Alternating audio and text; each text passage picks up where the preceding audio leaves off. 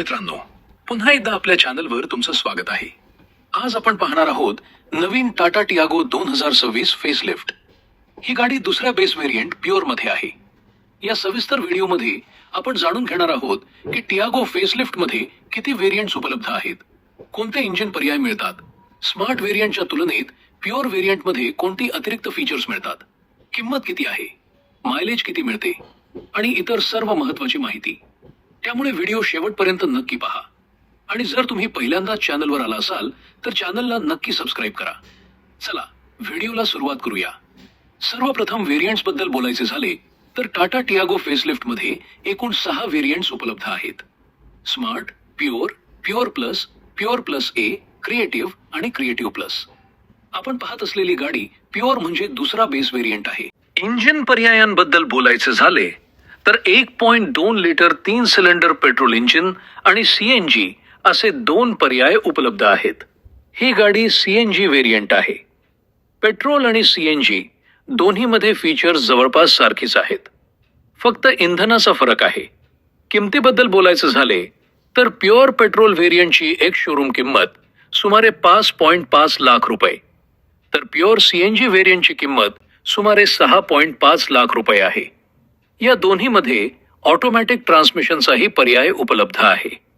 Features बद्दल बोलायचं झाले तर समोर हॅलोजन हेडलाइट्स, बाजूला turn indicators, piano black front grille, मध्यभागी टाटा लोगो, तसेच ब्लॅक आणि बॉडी कलर बंपर मिळतो. खालच्या बाजूला एक्सटेंडेड सपोर्ट दिला आहे. फेसलिफ्टमुळे गाडीचा लुक अधिक आकर्षक आणि स्पोर्टी वाटतो. इंजिन स्पेसिफिकेशन मध्ये पेट्रोल व्हेरियंटमध्ये 86 PS पॉवर, तर सीएनजी व्हेरियंटमध्ये 75.5 PS पॉवर आणि 96 न्यूटन मीटर टॉर्क मिळतो. सीएनजी मोडमध्येही ही गाडी कमी पॉवरची वाटत नाही आणि ड्रायव्हिंग अनुभव चांगला मिळतो. साईड प्रोफाईलमध्ये फारसे बदल नाहीत. 14 inch wheels, black wheel caps, 175/65R 14 tyres, पुढे डिस्क ब्रेक्स आणि मागे ड्रम ब्रेक्स मिळतात. ग्राउंड क्लिअरन्स सुमारे 170 मिलीमीटर आहे. ORVM वर LED indicators, CNG badging, body colour door handles मिळतात. रूफ रेल्स दिलेल्या नाहीत. 35 लिटर पेट्रोल टँक असून सीएनजी मध्ये 9 किलोपर्यंत गॅस भरता येतो. मागील बाजूस LED tail lights, Tata logo, Tiago badging, 2 reverse parking sensors, rear defogger, high mounted stop lamp आणि वायर्ड अँटेना मिळतो. रिव्हर्स कॅमेरा उपलब्ध नाही.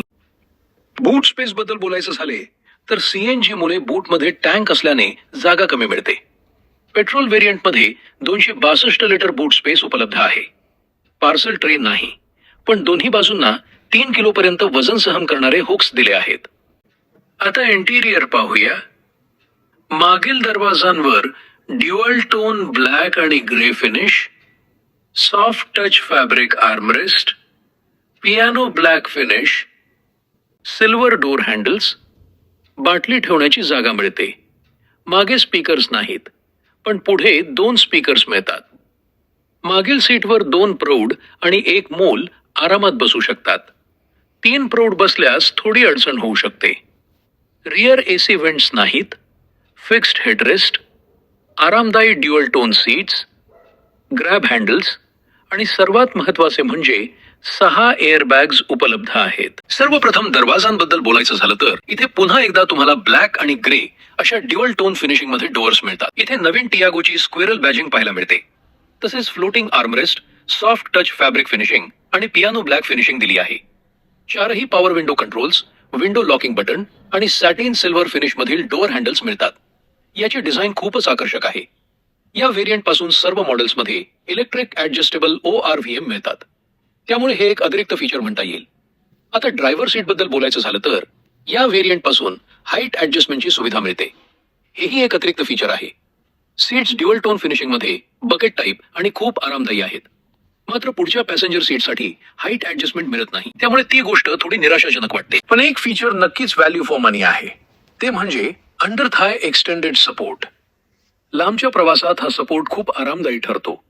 आता डॅशबोर्ड बद्दल बोलूया. सर्वप्रथम स्टिअरिंग बद्दल सांगायचं झालं तर इथे 2 स्पोक स्टिअरिंग मिळते. या डिजिटल इल्युमिनेटेड लोगो दिलेला नाही.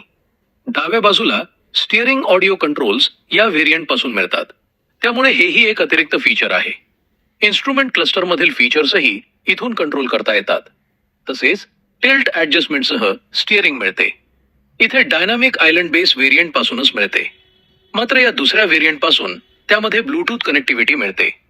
त्यामुळे इन्फोटेनमेंट सिस्टीम नसली तरी तुम्ही मोबाईल कनेक्ट करून गाणी प्ले करू शकता. होय, अगदी बरोबर ऐकलत.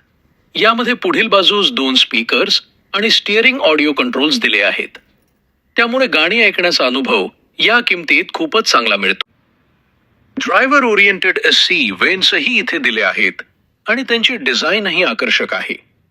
की बद्दल बोलायचं झालं तर एक रिमोट की मिळते ज्यातून लॉक, अनलॉक आणि हेडलाईट ऑन ऑफ करता येते.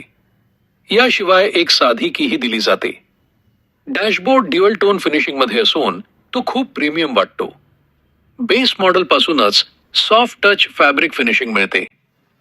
इथे डिफॉगर कंट्रोल, हॅझर्ड लाईट बटन आणि सीएनजी मोड ऑन ऑफ करण्याचे कंट्रोल्स दिले आहेत. खाली मॅन्युअल एसी कंट्रोल्स मिळतात. ऑटोमॅटिक क्लायमेट कंट्रोल नाही. फॅन स्पीड, तापमान आणि एसी ऑन ऑफचे कंट्रोल्स सहज वापरता येतात. मोबाईल ठेवण्यासाठी जागा आहे, पण वायरलेस चार्जिंग पॅड मिळत नाही. या व्हेरियंट पासून 5 स्पीड मॅन्युअल आणि 5 स्पीड ऑटोमॅटिक ट्रान्समिशन, पेट्रोल आणि सीएनजी दोन्ही पर्यायांमध्ये उपलब्ध आहे. Cup holders, manual hand brake आणि थोडीफार स्टोरेज स्पेस दिली आहे. मात्र आर्मरेस्ट मिळत नाही. 12 व्होल्टचा अतिरिक्त पॉवर पोर्ट आणि ग्लो बॉक्स मध्येही चांगली स्टोरेज स्पेस मिळते. इथे मॅन्युअल डिमिंग IRVM आणि LED रीडिंग लाईट्स दिले आहेत. को ड्रायव्हर साइडला कोणतेही अतिरिक्त फीचर नाही, तर ड्रायव्हर साइडला फक्त तिकीट होल्डर दिला आहे. तर मित्रांनो, नवीन टाटा टियागो प्युअर व्हेरियंटचा हा एकूण आढावा होता. हा व्हिडिओ तुम्हाला आवडला असेल तर नक्की लाईक करा आणि अशाच आगामी व्हिडिओसाठी आमच्या चॅनलला सबस्क्राईब करायला विसरू नका. पुन्हा भेटू पुढच्या व्हिडिओमध्ये.